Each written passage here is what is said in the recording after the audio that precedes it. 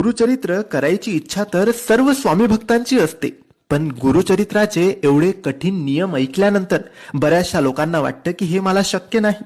आजकाल धावपळीच्या या जीवनामध्ये नियमांचे पालन करून पारायण करणे बऱ्याचशा लोकांना शक्य नसते.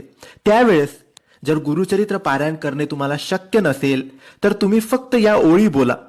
गुरुचरित्र करण्याचे जेवढे फळ मिळतात तेवढेच फळ या ओळी बोलून सुद्धा होतात.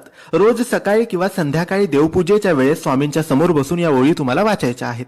या ओळी काही अशा आहेत.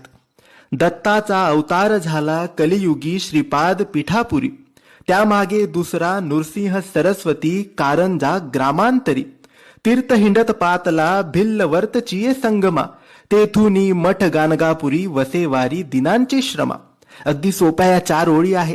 स्क्रीनशॉट काढून ठेवा किंवा लिहून ठेवा आणि दररोज